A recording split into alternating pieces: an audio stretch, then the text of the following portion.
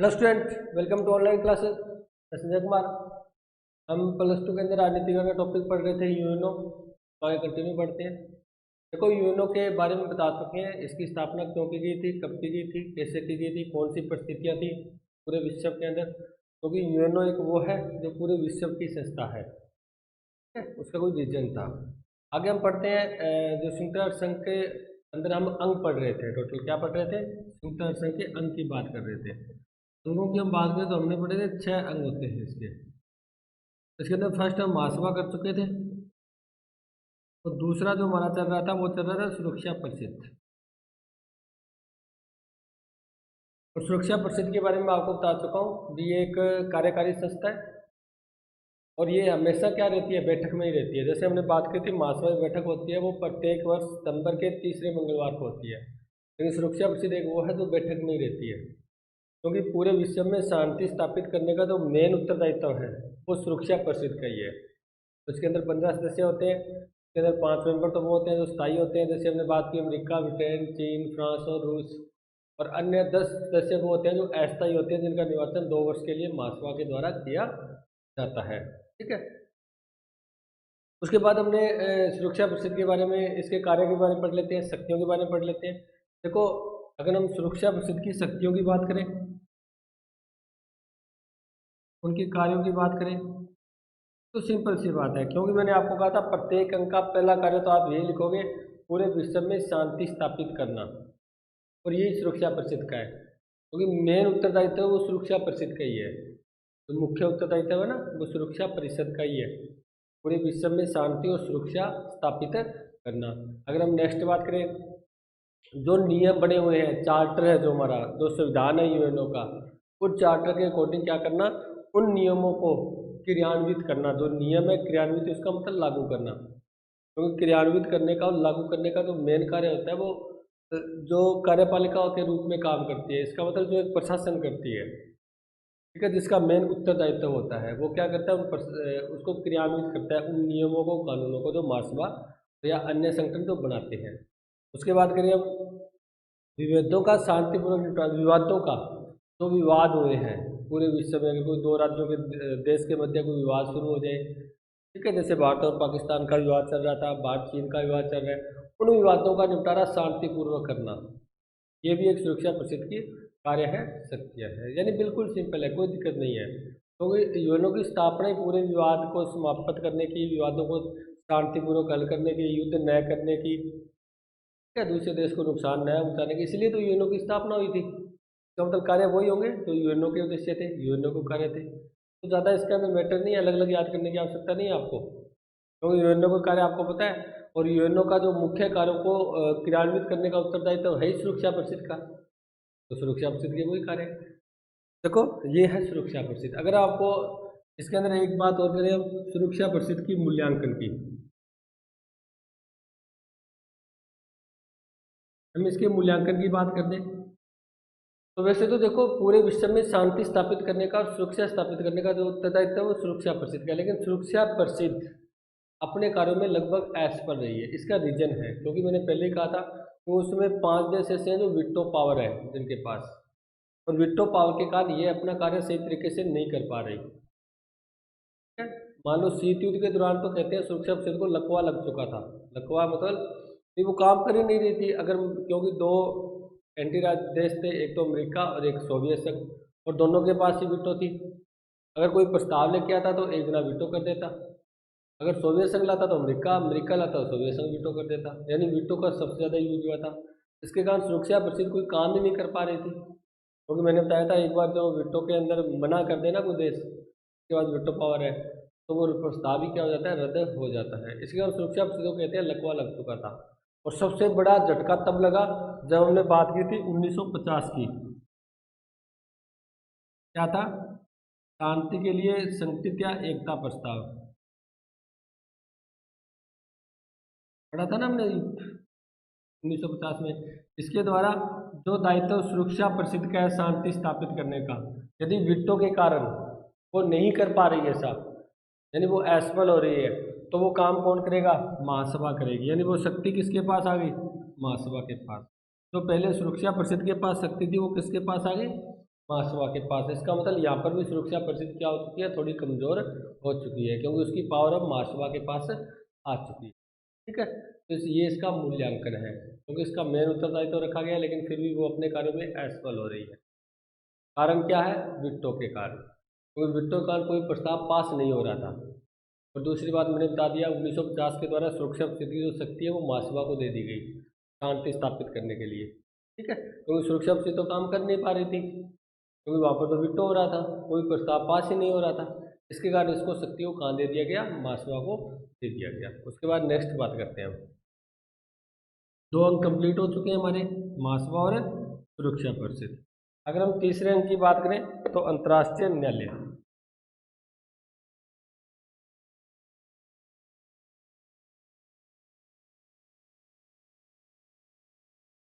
हम बात करते हैं अंतर्राष्ट्रीय न्यायालय के अंदर, जिसका मुख्यालय ध्यान रखना हेग में है। मुख्यालय कहाँ है, हेग, नीदरलैंड के अंदर। हेग के अंदर इसका मुख्यालय पाया जाता है। जो हमारे अंतर्राष्ट्रीय न्यायालय की जो व्यवस्था की गई है वो यूएनओ के चार्टर के अनुच्छेद 92 में, क्योंकि हमने बात की थी यूएनओ के चार्टर में टोटल अनुच्छेद है वो 111 है। तो अंतर्राष्ट्रीय न्यायालय की जो टोटल संगठन की संरचना की बात की गई है वो आर्टिकल 52 में की गई है, 92 में की गई है। अनुच्छेद उसका जो चार्टर है उसका जो 92वां अनुच्छेद है उसके अंदर क्या गया है, अंतर्राष्ट्रीय न्यायालय को बताया गया है। अगर हम इसकी संरचना की बात करें, अंतर्राष्ट्रीय न्यायालय हो गया ये बहुत ही, ये भी क्या, अंतर्राष्ट्रीय न्यायालय भी इन अंगों में से एक महत्वपूर्ण अंग माना जाता है। महत्वपूर्ण अंग है ये भी 6 अंगों में से एक अंग है यूएनओ का, संयुक्त राष्ट्र संघ का। अगर हम इसकी संरचना की बात करें तो इसके अंदर टोटल जो न्यायाधीश होते हैं वो 15 न्यायाधीश होते हैं। कितने न्यायाधीश होते हैं, 15 न्यायाधीश होते हैं।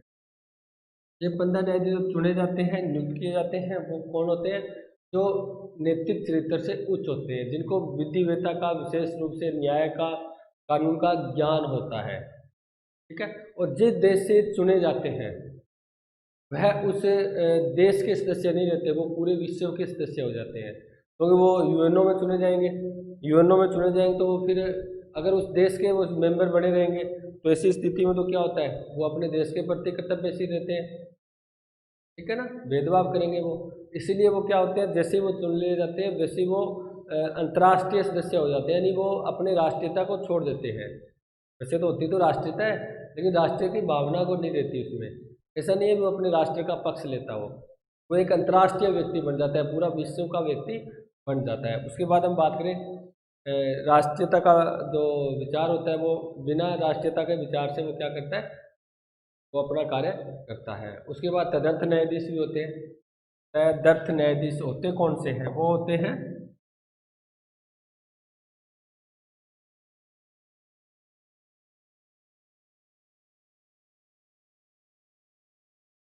देखो तदर्थ न्यायाधीश कौन से होते हैं, तदर्थ न्यायाधीश वो होते हैं, सॉरी यहाँ पर जो आवश्यकता पड़ने पर उनको नियुक्त किया जाता है, चुना जाता है ना। मान लेते हैं न्यायाधीशों की संख्या कम है, अगर हमें आवश्यकता पड़ जाए अधिक न्यायाधीश की, तो ऐसी स्थिति में उनको कुछ चुन लिया जाता है ताकि कार्य आसानी तरीके से, बढ़िया तरीके से हो पाए।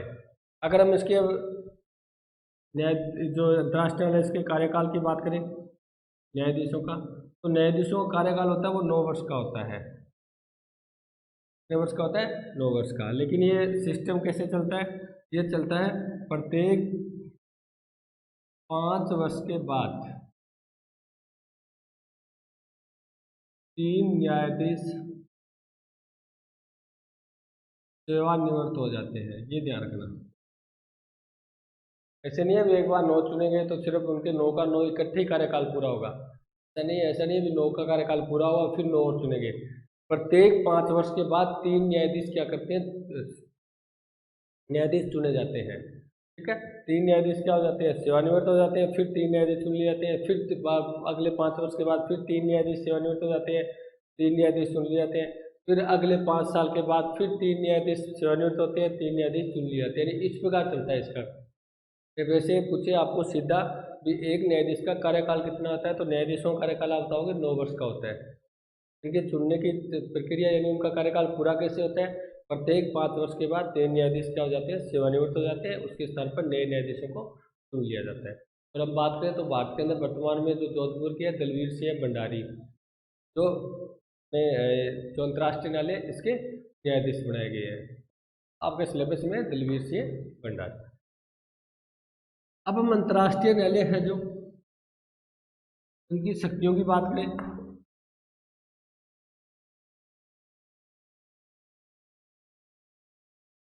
इनकी शक्तियों की कार्यों की बात करें, इनके क्षेत्राधिकार की बात करें, तो इसके अंदर जो पहला अंतर्राष्ट्रीय क्षेत्राधिकार होता है वो होता है ऐच्छिक क्षेत्राधिकार।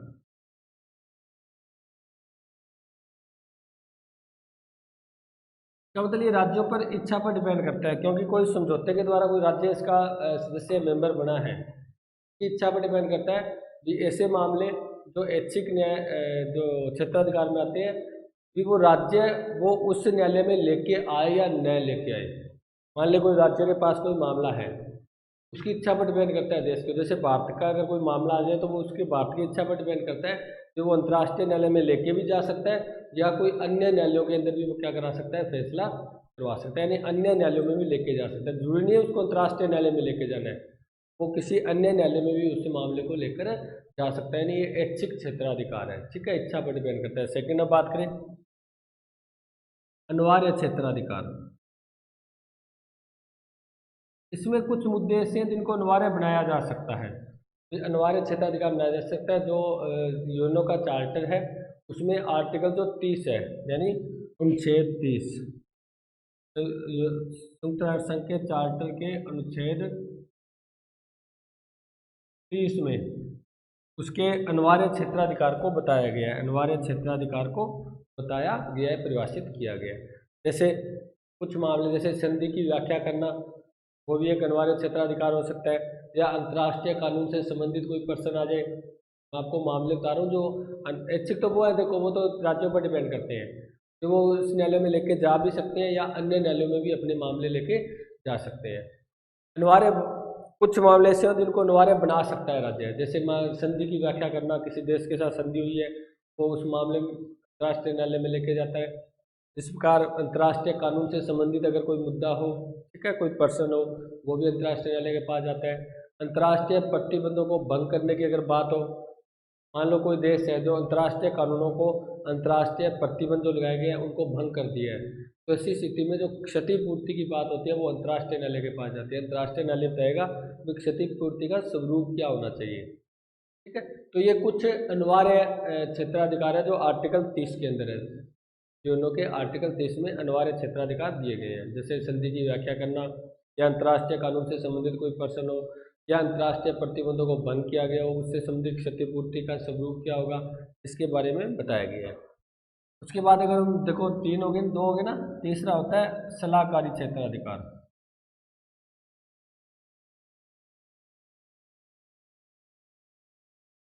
देखो सलाहकारी में क्या होता है, यूएनओ को कोई भी अंग हो, चाहे वो महासभा हो या अन्य कोई भी अंग हो, वो क्या कर सकता है, वो अंतर्राष्ट्रीय न्यायालय से सलाह ले सकता है। किसी भी कानून, अंतर्राष्ट्रीय कानून पर क्या कर सकता है, सलाह ले सकते हैं। जैसे हमारे यहाँ पर है ना, सर्वोच्च न्यायालय को सलाहकारी का क्षेत्राधिकार हमने पढ़ा था, ये अपने जब भारतीय हमने संसद की थी, व्यवस्थापिका, कार्यपालिका, न्यायपालिका की थी, ठीक है। इस ऐसी स्थिति अंतर्राष्ट्रीय न्यायालय पर है, कोई कानून के संबंधित या कोई संधि से संबंधित वो क्या कर सकता है, न्यायालय से सलाह ले सकता है। अब यह मैटर होता है कि सलाह मानना या न मानना आवश्यक है या नहीं, कोई प्रक्रिया है। मान लो कोई अंतर्राष्ट्रीय न्यायालय ने सलाह दी, तो वो सलाह आगे संगठन पर डिपेंड करती है कि जिसने पूछा है वो उसकी सलाह मान भी सकता है, नहीं भी मान सकता, क्योंकि वो निर्णय नहीं होता, सलाह होती है।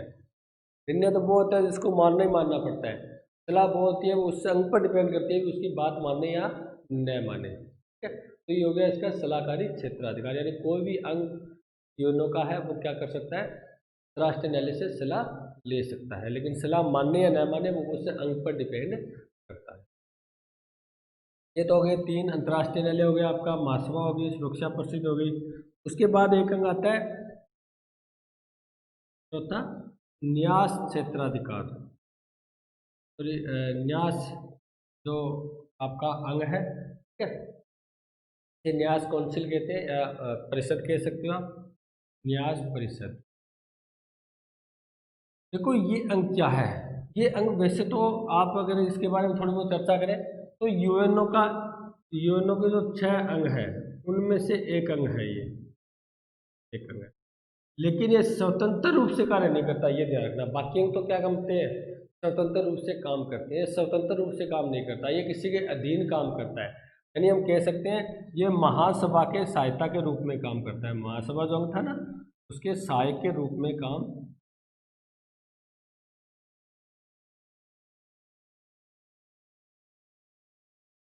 वैसे तो ये बहुत महत्वपूर्ण अंग है यूएनओ का, लेकिन ये खुद काम नहीं करता, सॉरी काम तो करता है लेकिन ये एक स्वतंत्र के रूप में काम नहीं करता जैसे अन्य अंग करते हैं। ठीक है, ये किसी के अधीन रखा गया है तो ये 6 अंगों में से एक अंग, लेकिन ये स्वतंत्र रूप से काम नहीं कर रहा, बल्कि ये महासभा के एक सहायक अंग के रूप में काम करता है। ठीक है? जैसे हम बात करें महासभा के सहायक अंग के रूप में कैसे काम करता है, हम ये आर्टिकल 7 में है तो ध्यान रखना क्या दिया गया है? आर्टिकल जो यूएनओ का चार्टर है उसका जो अनुच्छेद 7 है उसके अंदर न्यास प्रसिद्ध की बात कही गई है।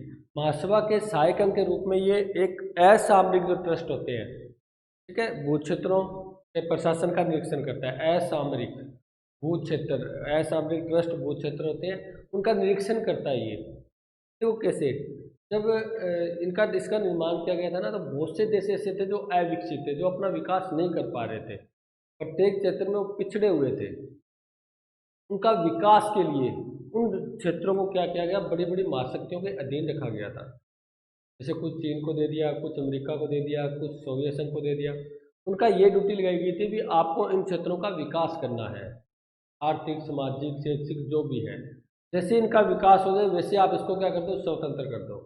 यानी इनको जिम्मेदारी सौंपी गई थी भी वो देश अपना विकास नहीं कर पा रहे थे, वो पिछड़े हुए थे, उनका विकास रुका हुआ था, उनके पास संसाधन रिसोर्स नहीं थे, तो इसलिए उनकी जिम्मेदारी लगा दी गई, उनको उत्तरदायित्व सौंप दिया गया भी आपको इन क्षेत्रों का क्या करना है, विकास करना है, और जैसे ही विकास हो जाए वैसे इन देशों को स्वतंत्र कर दो। और 1994 के अंदर इसका काम भी समाप्त हो चुका है, ध्यान रखना। 1994 पलाऊ नामक एक देश था, इसको अमेरिका ने स्वतंत्र कर दिया। उसके बाद अब कोई भी ऐसा ट्रस्ट नहीं, कोई भी क्षेत्र ऐसा नहीं रहा जो किसी के दिनों सब क्या हो चुके हैं, स्वतंत्र हो चुके हैं। तो हम कह सकते हैं कि औपचारिक रूप से, औपचारिक यानी अगर इसके चार्टर की कानून की बात करें फिर तो ये अंग अभी तक है, न्यास प्रसिद्ध है, लेकिन इनका जो वास्तविक काम है वो समाप्त हो चुका है। वास्तविक कार्य क्या हो चुका है, व्यवहारिक कार्य समाप्त है हो चुका है, क्योंकि ये एक अंग है जो अपने कार्यों में सफल रही है, ये सफल हो चुकी है कंप्लीट रूप से। जिसके लिए इसका गठन किया गया था वो गठन कंप्लीट हो चुका है। उसके उद्देश्य कंप्लीट हो चुके हैं, उसके उद्देश्य पूरे हो चुके हैं। 1994 के बाद इसका कोई काम नहीं बचा। वैसे औपचारिक रूप से तो ये अंग बना हुआ है अभी तक, न्याय प्रसिद्ध अभी तक बना हुआ है, लेकिन व्यवहारिक रूप से इसके टोटल जो काम था, जो उद्देश्य इसको सौंपे गए थे वो पूरे हो चुके हैं। ठीक है, यानी व्यवहारिक रूप से इसका कोई काम नहीं रहा, ये अपने उद्देश्य पूरे कर चुका है ये अंग। यहाँ से अगर हम इसका की बात करें तो सत्या यही होगी कि इसको जो वो क्षेत्र थे उनको आर्थिक सामाजिक राजनीतिक विकास की जो बात कही गई थी, जो अपना विकास नहीं कर पा रहे थे, ऐसे क्षेत्रों के विकास के लिए इनका इसका अंग का गठन किया गया था। तो जो क्षेत्र अपना विकास नहीं कर पा रहे थे, जिनके पास रिसोर्स नहीं थे, साधन नहीं थे, वो अपना विकास रुका हुआ था, वो पिछड़े हुए थे, अविकसित थे, उनके विकास के लिए क्या किया गया था, इसका गठन किया गया था ताकि उन क्षेत्रों का विकास हो पाए। ठीक है, और सभी क्षेत्रों का वर्तमान में विकास हो चुका है। कोई भी किसी का ट्रस्ट, मतलब कोई भी ट्रस्टी नहीं रहा, इसका होता है संरक्षक, संरक्षक नहीं रहा, सभी देश क्या हो चुके हैं, स्वतंत्र हो चुके हैं। इसका मतलब इसका जो कार्य है वो कंप्लीट हो चुका है, इसके उद्देश्य पूरे हो चुके हैं। उसके बाद अगर हम नेक्स्ट अंग की बात करें,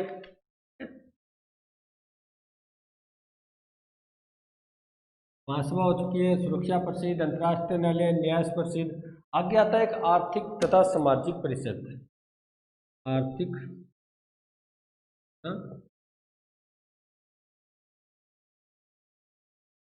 सामाजिक परिषद। देखो हमने बात की थी कि यूएनओ का जो मुख्य उद्देश्य था, यूएनओ का जो मुख्य उद्देश्य था वो विश्व में शांति स्थापित करना था, विश्व में शांति व सुरक्षा स्थापित। लेकिन जब यूएनओ की स्थापना की गई थी तब ये नहीं देखा गया था सिर्फ और सिर्फ शांति और सुरक्षा स्थापित नहीं करना, क्योंकि यूएनओ के जो मेंबर थे, जो ये सदस्य थे जिन्होंने इसकी स्थापना की थी, चीन वगैरह ब्रिटेन थे, उन्होंने ये सोचा था भाई अकेला शांति स्थापित करना इसका उद्देश्य नहीं है, और शांति भी स्थापित तब होगी जब पूरे देश में समानता होगी, यानी आर्थिक और सामाजिक रूप से क्या होगा, सबका विकास होगा। तो जब तक भेदभाव रहेगा आर्थिक रूप से, तब तक तो ये शांति स्थापित हम कर ही नहीं सकते। ठीक है, तो इसका उद्देश्य अकेला शांति स्थापित नहीं करना है, बल्कि देशों में आर्थिक और सामाजिक विकास भी करना है, उसके अंदर भी उसकी प्रगति करनी है। जो भेदभाव है विश्व के अंदर, कोई आर्थिक रूप से पिछड़ा हुआ है, कोई आर्थिक रूप से विकसित है, तो भी समाप्त करना है। समझ गए ना, ये अकेला उद्देश्य पूरे विश्व में शांति स्थापित ही करना नहीं है, सुरक्षा स्थापित ही करना नहीं है।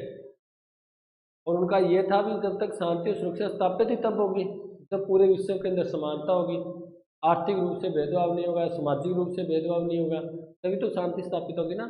जब तक भेदभाव बना रहेगा तब तक तो हम शांति स्थापित कर ही नहीं सकते, किसी हालत में हो ही नहीं सकती। इसलिए इसका उद्देश्य अकेला विश्व में शांति या सुरक्षा स्थापित नहीं करना, बल्कि उन देशों का आर्थिक तथा सामाजिक विकास भी करना है। आर्थिक तथा सामाजिक आधार पर जो भेदभाव है, जो मतलब कोई विकसित है कोई अविकसित है, उसको भी क्या करना है, समाप्त करना है। इसीलिए एक अंग आर्थिक व सामाजिक परिषद की स्थापना की गई थी, और इसका उद्देश्य यही था पूरे विश्व के अंदर सभी देशों की आर्थिक विकास हो, सामाजिक विकास हो, जो विश्व में असमानता फैली हुई है को दूर किया जाए, सभी का विकास हो, आर्थिक और सामाजिक, यानी कोई आर्थिक और सामाजिक आधार पर भेदभाव न हो। समझिए ना, ये है आपकी आर्थिक तथा सामाजिक का काम यही होता है कि आर्थिक रूप से देश का विकास हो, सामाजिक रूप से देश का विकास हो, जो देश में असमानता पाई जाती है पूरे विश्व के अंदर, वो क्या हो जाए, कम हो जाए। क्योंकि उनका यही बात था कि जब तक हम समानता को, आर्थिक विकास को, सामाजिक विकास को नहीं अपनाएंगे, तब तक हम विश्व शांति को स्थापित नहीं कर सकते।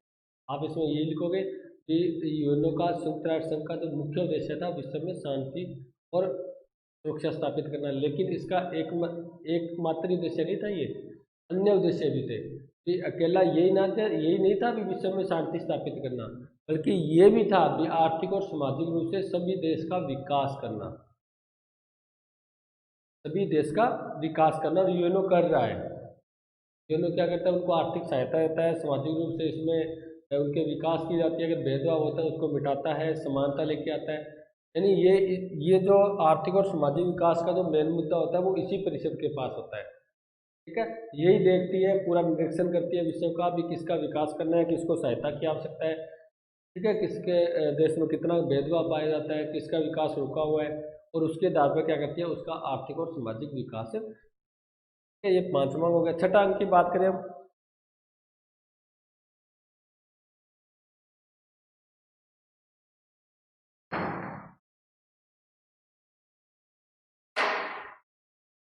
सचिवालय तथा महासचिव बहुत ही मुख्य है, और इसका सचिवालय तो वो होता है तो उसका मुख्यालय होता है, और मुख्यालय कहाँ है इसका पता है आपको, न्यूयॉर्क में। यूएनओ का मुख्यालय कहाँ है, न्यूयॉर्क में। देखो, इसके कार्यों को क्रियान्वित करने का जो मुख्य जो भी अंग कार्य करते हैं, और आप ये भी कह सकते हो जितने कार्य अंगों को सौंपे गए हैं, चाहे वो महासभा को सौंपा गया है, सुरक्षा परिषद को, न्याय परिषद को, अंतर्राष्ट्रीय न्यायालय को, आर्थिक और सामाजिक परिषद को, उसके अलावा जो कार्य बचे हैं वो टोटल कार्य इसी के पास होते हैं। इसके अलावा जितने भी अंतर्राष्ट्रीय स्तर पर, विश्व स्तर पर जो कार्य बचे हैं ना, वो टोटल कार्य यही करता है, यानी बहुत महत्वपूर्ण अंग है ये सचिवालय होता है जो। और उसका एक जो मुख्य होता है वो महासचिव होता है, और महासचिव के अधीन और भी बहुत से उप सचिव होते हैं जो उनके कार्यों में सहायता करते हैं। आप ऐसे बात करो, जैसे हमने बात की थी ना, अपने बात के अंदर हमने की थी व्यवस्थापिका, जैसे महासभा के रूप में महासभा के एक जैसे ही कार्य है। जैसे हमने सुरक्षा परिषद की बात की थी, मैंने कहा था भी कार्यपालिका के साथ जोड़ दो आप, ताकि आपको समझने में आसानी रहे। तो महासचिव को आप प्रधानमंत्री के साथ जोड़ दो, यानी ये बहुत महत्वपूर्ण इसकी पोस्ट है, बहुत महत्वपूर्ण अंग माना जाता है। ठीक है, और इसका दायित्व वही होता है, टोटल कार्य जितने भी अंग कार्य करते हैं उसका निरीक्षण करना, उसके अनुसार उसको क्रियान्वित करना। उसके बाद मैंने आपको बता देते हैं जितने अंगों को कार्य सौंपा गया है उन कार्यों को, जो अलग कार्य बच गए हैं, क्योंकि सभी अंगों को सौंपने के बाद कुछ कार्य और भी बच जाते हैं, वो भी कार्य किसके पास है, इसी महासचिव के पास है, के सचिवालय के पास है। और सचिवालय जो है वो एक मुख्यालय है, उसका यूएनओ का मुख्यालय है। ठीक है, और सचिवालय अपने कार्य, महासचिव जो अपना कार्य करने के लिए बहुत से अन्य उप सचिवों का भी गठन किया जाता है, ताकि एक महासचिव अच्छे तरीके से मिलकर कार्य कर सके। तो ये इसका सचिवालय अंग है। ये भी एक मुख्य अंग है। ठीक है इसका। उसके बाद नेक्स्ट आपका है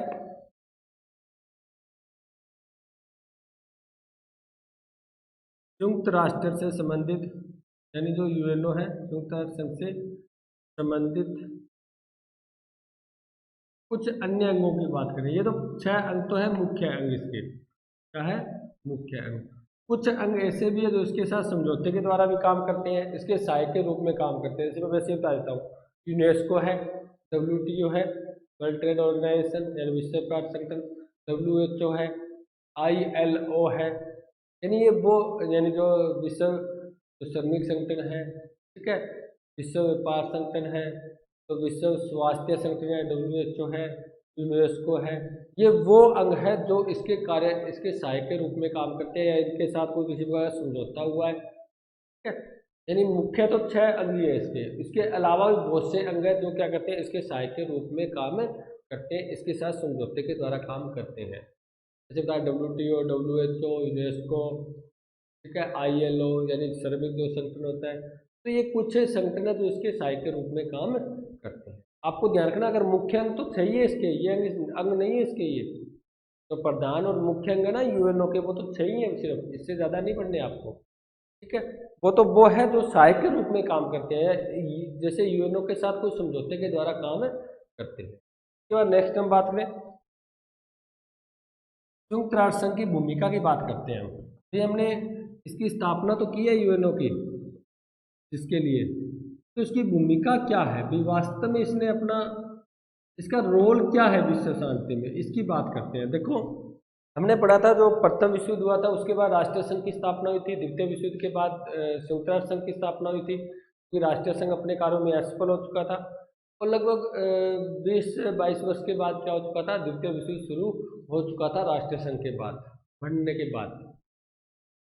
तो ऐसी स्थिति में क्या हुआ, यूएनओ की स्थापना की गई थी, और यूएनओ का जो मुख्य कार्य सौंपा गया था पूरे विश्व में शांति और सुरक्षा स्थापित करना, और यूएनओ वो कार्य कर भी रहा है। जैसे कांगो संकट आया था, क्या मिस्र का संकट आया था, बहुत से संकट आए थे, उनको नाइजीरिया का संकट था, खाड़ी युद्ध था, जैसे उनको अंदर उनको हल करने में यूएनओ ने बहुत बड़ी भूमिका अदा की है। यानी यूएनओ ने तृतीय विश्व युद्ध नहीं होने दिया अभी तक, ये भूमिका का अर्थ ये होता है। यानी उसने पूरे विश्व में बहुत से ऐसे संकट आए थे सामने, जिसके कारण ऐसा लग रहा था भी तृतीय विश्व युद्ध शुरू होने वाला है, कि कभी भी शुरू हो सकता है। ऐसे बड़े बड़े संकट पूरे विश्व में स्थापित हुए थे, लेकिन फिर भी यूएनओ ने अपने योग्यता के द्वारा या यूएनओ के जो उद्देश्य सौंपे गए थे उसको पूरा किया यूएनओ ने, यानी संयुक्त राष्ट्र संघ ने अपने उद्देश्यों को पूरा किया है, उस युद्धों को बड़ा रूप नहीं लेने दिया। ऐसे संकट, ऐसे छोटी मोटी घटनाएं थी, उनको बड़ा रूप नहीं लेने दिया, यानी आगे विश्व युद्ध में उसको तब्दील नहीं होने दिया। ठीक है, तो विश्व शांति में यूएनओ की बहुत बड़ी भूमिका है। जैसे संकट की बात करें हम, आपके बुक के अंदर लिखा गया, जैसे ईरान समस्या थी, यूनान विवाद था, इंडोनेशिया विवाद, कश्मीर विवाद, यानी भारत के अंदर भी ये कश्मीर विवाद चलता है ना, भारत और पाकिस्तान के मध्य, उसके अंदर यूएनओ ने बहुत महत्वपूर्ण भूमिका अदा की है। यानी वो युद्ध रोकने में, यानी समझौते के द्वारा, उस वार्ता के द्वारा उस समस्या को हल करने में यूएनओ आगे रहा है, ताकि वो एक विश्व युद्ध का रूप न ले ले, यानी पूरे स्तर पर, अंतर्राष्ट्रीय स्तर पर किसी प्रकार का नुकसान न हो जाए। ठीक है, यानी छोटा सी बात होती है, छोटी संकट होती है, लेकिन जब वो युद्ध की स्थिति आ जाती है, जब वो एक बड़ा रूप ले लेती है, तब जाके पूरे विश्व में क्या होती है, अशांति पैदा होती है, और बहुत ज़्यादा जान माल का नुकसान होता है। ठीक है, उसके बाद नेक्स्ट बात करें इसके अंदर,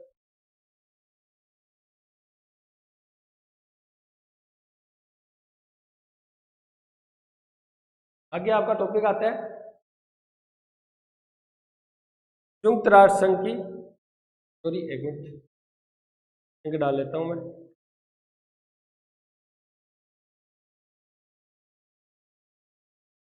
आगे आपका टॉपिक आता है संयुक्त राष्ट्र की जो संघ है उसकी प्रासंगिकता। तो प्रासंगिकता क्या है इसकी? संयुक्त राष्ट्र संघ की प्रासंगिकता। तो देखो, प्रासंगिकता के बारे में मैंने आपको ये बताया था, आपको यही देखना है वर्तमान में ये कहाँ। देखो, हमने एक तो ये बात की भी विश्व शांति में यूएनओ ने बहुत बड़ा रोल अदा किया है, बहुत भूमिका अदा की है। बहुत से ईरान वगैरह जो कांगो संकट आए थे उनको निपटाया है, यानी उनको युद्ध की स्थिति तक नहीं जाने दिया। ठीक है, उन समस्याओं जैसे कश्मीरी विवाद था, कांगो संकट था, ठीक है, और भी बहुत सी समस्या, ईरान की समस्याएं थी, उसको यूएनओ ने निपटा दिया ताकि पूरे विश्व में शांति स्थापित रहे, सुरक्षा स्थापित रहे, कोई बड़ा देश छोटे देश पर आक्रमण न करे, या कोई बड़ा देश जो शक्तिशाली देश है वो कमजोर देश को अपने कब्जे में न ले ले, उसको गुलाम न बना ले। तो उसके अंदर बहुत सी यूएनओ ने भूमिका अदा की थी। लेकिन अब प्रासंगिकता की बात आती है, वास्तव में इसकी प्रासंगिकता है या नहीं। तो अब वर्तमान में उसको जो कार्य उसको सौंपे गए हैं वो पूरा कर रहा है या नहीं कर रहा, कि उसको रखना चाहिए या नहीं रखना चाहिए। तो प्रासंगिकता की हम बात करें तो हम ये कह सकते हैं भी यूएनओ ने बहुत सी समस्या का हल किया था, लेकिन जो समस्या बड़े देशों से थी, बड़े देशों से थी, जैसे अमेरिका है, सोवियत संघ है, ठीक है, तो बड़े बड़े ब्रिटेन है, बड़े देश थे जो शक्तिशाली देश थे, उसके अंदर ये किसी प्रकार का कार्य नहीं कर पाया, क्योंकि वो शक्तिशाली देश थे और उनके विरुद्ध ये कोई कार्य नहीं कर पाया। हम बात करें तो यानी ये अपने उद्देश्यों में असफल हो चुका है, यानी ये सिर्फ छोटे देशों के अंदर ही हस्तक्षेप करता है, उनका उनके लिए जो निर्णय देता है, बड़े देशों की तो हाथ की कठपुतली बनकर रह गया, आप ये कह सकते हो। हाथी क्या बन गया? कठपुतली बन गया। चीन, बाहर अमेरिका जब चाहे उसको किसी रूप दे सकता था, ब्रिटेन है, सोवियत संघ है, जो बड़े बड़े कंट्रियाँ थी वो क्या करती, इसमें पूरा अच्छे करती थी, उसको मनमर्जी का रूप दे देती थी, वो मनमर्जी का निर्णय इनसे करवा लेती थी, क्योंकि उनके पास एक तो वीटो था, दूसरा ये शक्तिशाली देश थे। सबसे ज़्यादा आर्थिक सहायता यूएनओ को यही दे रहे थे, सबसे ज़्यादा आर्थिक सहायता यूएनओ देता है, अमेरिका देता है, यानी 25% तक आर्थिक सहायता यूएनओ को देता है अमेरिका। इसके कारण ये अमेरिका के क्या रहेगी, कठपुतली बनकर रह गई। और बहुत सी ऐसी समस्या थी जो उसको ये नहीं निपटा पाई, जैसे हमने बात की थी कश्मीर विवाद को, इसने कहाँ निपटाया कश्मीर विवाद? 1947 से चला रहा, जब हम आज़ाद हुए थे, और अभी तक लास्ट के अंदर हम जब इसकी धारा 370 तोड़ी गई है तब जाके थोड़ा बहुत कश्मीर में शांति स्थापित हुई। 1947 में आज़ाद होते ही पाकिस्तान ने आक्रमण किया था कश्मीर में, ठीक है, उसको एक बार रोक दिया गया और कह दिया गया भी इसके अंदर जनमत संग्रह कराएंगे, उसके बाद निर्णय लेंगे भी ये भारत में मिलेगा या पाकिस्तान में मिलेगा, लेकिन अब तक जनमत संग्रह नहीं हुआ। 1962 में चीन के साथ युद्ध हुआ था, एक बार रोक दिया। 1965 में फिर पाकिस्तान के साथ युद्ध हुआ था। फिर देखो, सहायता युद्ध तो समाप्त हो गया, समझौता भी हो गया, लेकिन फिर 1971-72 में पाकिस्तान ने युद्ध किया, और उसके बाद आतंकवाद की समस्या पाकिस्तान फैला रहा है, लेकिन अभी तक यूएनओ ने उस समस्या को कंप्लीट रूप से नहीं सुलझाया। तो हम बात करते हैं प्रासंगिकता की, तो इसका ये है कि यूएनओ ने अपनी समस्या को अब तक नहीं सुलझा पाया। लेकिन मैं पंडित जवाहरलाल नेहरू का एक स्टेटमेंट बताता हूँ आपको। पंडित जवाहरलाल नेहरू ने यह कहा था कि ठीक है, हमारे पास एक मजबूत संगठन नहीं बन रहा, लेकिन न होने से अच्छा एक कमजोर संगठन ही ठीक है। मान लो तो अंतर्राष्ट्रीय स्तर पर कोई संघ ही ना हो, इससे अच्छा तो यूएनओ ठीक है, यानी कुछ ना कुछ वहां पर हम वार्ता कर सकते हैं, कुछ ना कुछ समस्या को हम वार्ता के द्वारा, समझौते के द्वारा निपट सकते हैं। इसका मतलब यूएनओ ऐसा नहीं है भी उसकी प्रासंगिकता खत्म हो चुकी है।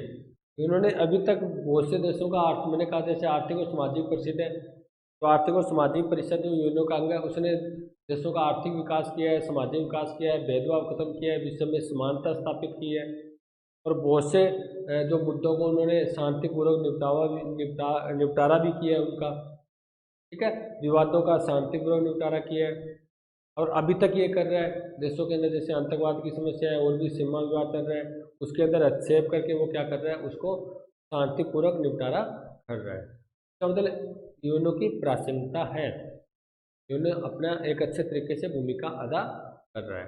अगर यूएनओ न हो, संयुक्त राष्ट्र संघ न हो, फिर तो पूरा विश्व वैसे ही बिल्कुल ही फ्री हो जाए, तो ऐसी स्थिति में युद्ध होगा, पक्का होगा, एक तृतीय विश्व युद्ध की शुरुआत हो सकती है। यूएनओ है तो उसको कुछ ना कुछ उसके अंदर रुकावट डाल रहा है, पूरे विश्व में शांति स्थापित उसके बाद अगर नेक्स्ट बात करें हम,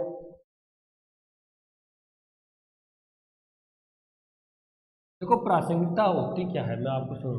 प्रासंगिकता होती है वो मूल्यांकन नहीं होता। कभी आ जाए आपको प्रश्न, आपसे पूछ ले प्रासंगिकता, आपसे पूछ ले उसका मूल्यांकन, जैसे हमने सुरक्षा परिषद का मूल्यांकन किया, इसका मतलब क्या है? इसका अर्थ है आपको इसकी आलोचना भी करनी है, यानी आलोचना, और इसके कुछ पक्ष में बातें भी बतानी है। मेरी बात समझ रहे हैं ना आप?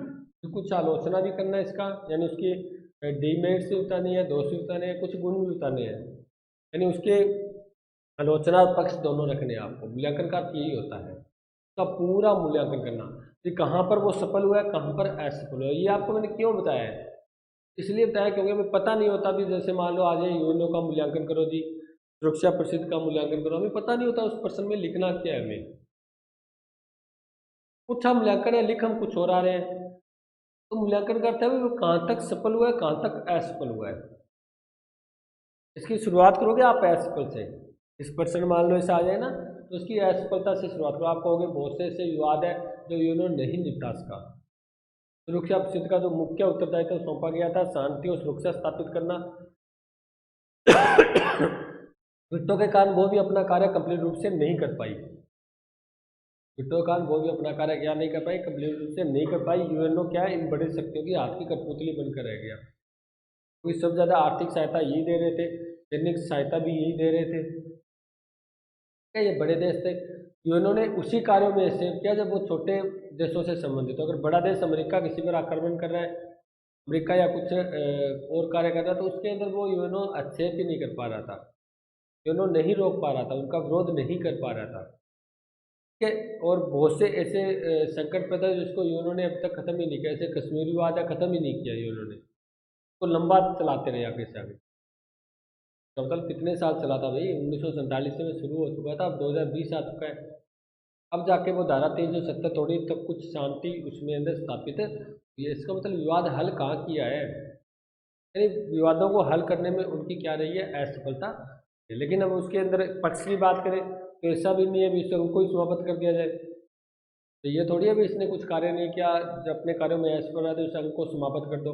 अंग को समाप्त करने से तो बहुत बड़ी दिक्कत हो सकती है पूरे विश्व में, है ना, क्योंकि इसने बहुत से मुद्दों को तो समाप्त किया है। चलो इसने अमेरिका का विरोध नहीं किया, उसको विरोध नहीं किया किसी प्रकार का, लेकिन कुछ ना कुछ रोकने में उसने क्या किया, रुकावट पैदा किया।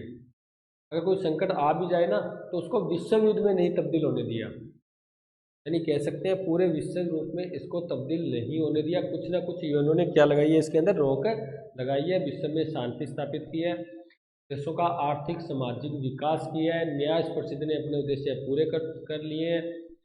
सुरक्षा परिषद अगर विट्टो के कारण जो काम नहीं कर पा रही थी, वो 1950 में शांति के लिए एकता या संयुक्त प्रस्ताव के द्वारा अब वो काम महासभा, यानी काम तो नहीं रुका ना। तो ठीक है, हम कहते हैं जी सुरक्षा परिषद काम नहीं कर पा रही क्योंकि विट्टो पावर है वहाँ पर, तो देश विट्टो का यूज है करते हैं और कोई भी प्रस्ताव पास नहीं होने देते। लेकिन ऐसी स्थिति में उन्होंने क्या किया, वो शक्ति महासभा को दे दी। काम तो करना ही है हमें, विश्व में शांति तो स्थापित बनाकर ही रखनी है, चाहे वो किसी तरीके से बनाई जाए। अगर सुरक्षा परिषद नहीं है तो वो महासभा करेगी, ठीक है। और अब सबसे बड़ी बात तो ये है, देखो यानी वर्तमान में इसके जो यूएनओ के सदस्य हैं वो कितने हैं, 193 पढ़ चुके हैं हम। 193वां सदस्य दक्षिणी सूडान था जो 2011 में बना था, इस चीज़ को भी हम कर चुके हैं।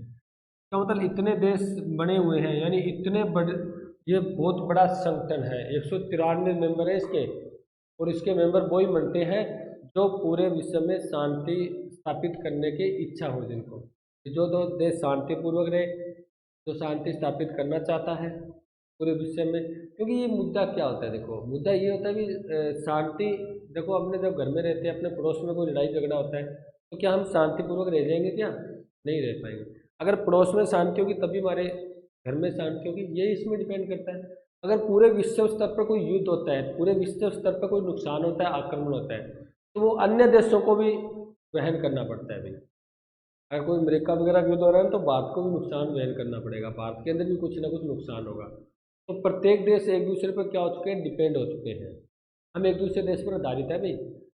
ये वैश्विक गांव मैकलुहन था ना, मैकलुहन, इसके अंदर बता देता हूँ आपको। एक मैकलुहन नामक अर्थशास्त्री था, इसने क्या दिया था, वैश्विक गांव की अवधारणा दी थी। वैश्विक गांव यानी पूरा विश्व वो गांव बन चुका है।